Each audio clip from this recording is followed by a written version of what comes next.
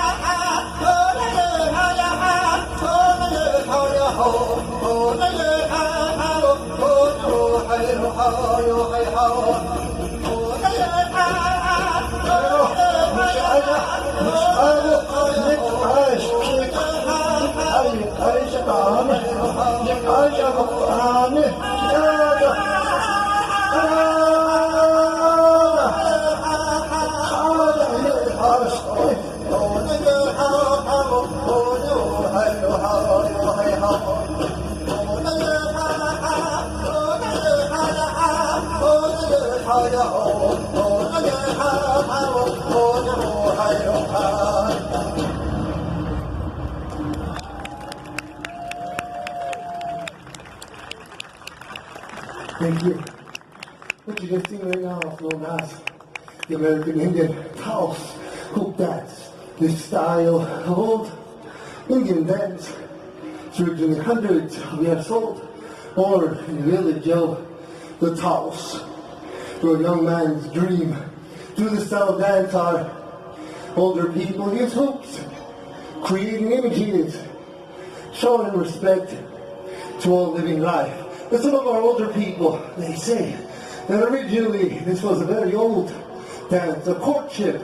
But the very first hoop used represented being born into the world, and throughout the dance, images of land, sky, water, animals, birds, bear, elk, deer, horse, tree, flower, turtle, an eagle's nest, even the formation of a snake into a ladder are created. Here to my right, this adobe home structure dwelling. Now this is the way it would have looked for this dance was born hundreds of years ago. People lived in homes very similar to this here. Looking upon the top, you will notice a large wooden ladder, one of the formations in the middle of the hoop dance. For myself, my name is Gary Whiskey. I'm a Yuk. I come from a family known as the Chief Burnett Wagnose Kio Kumikwa family. Originally, my family is from the Great Lakes region of the United States. Historically, 567 federal tribes. Our tribal nation was at the center of the region, most of you know as Chicago, Illinois, Michigan, Wisconsin, and northern Indiana. At the center of all battles taking place between the French,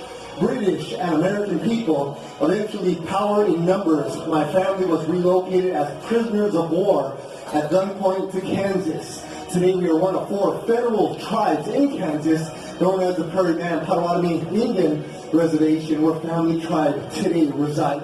And back there behind you, for those of you a little interested or curious, there's some photographs back there documented through the Smithsonian Museum and the Library of Congress in Washington, D.C.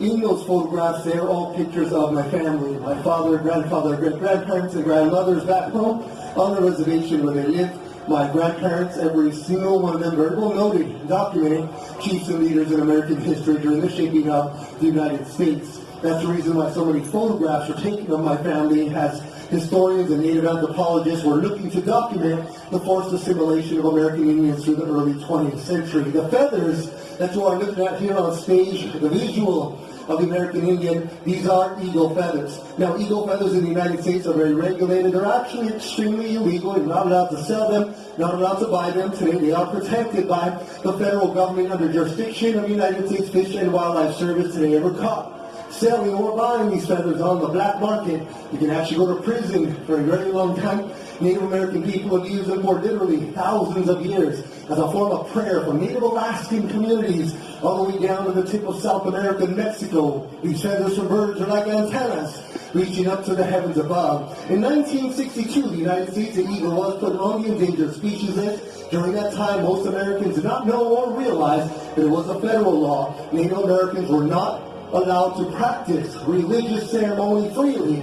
Many of our people hid underground, fighting for civil and religious rights. Up until the year 1978, the ban was finally lifted under President Jimmy Carter, who passed the Freedom of Religious Act only for Native American Indians. Now today, in order to carry the feathers you are viewing here today legally, you must be a true-blooded tribal member, documented from reservation tribal enrollment to carry them legally in the United States, First Nation Canadian, and Alaskan Native. The feathers you're viewing here today, these come from a golden eagle. Again, everyone, my name is Gary Wiskagit. I'm an enrolled tribal member of the Paradigm Potawatomi Nation.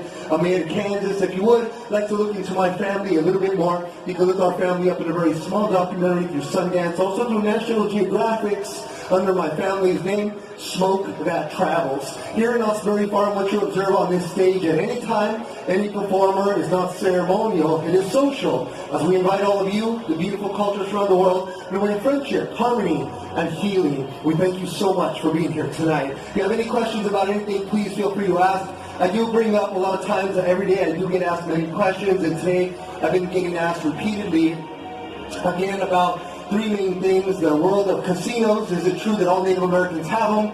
Is it true that we never pay taxes? And is it true that we all go to school and college for free?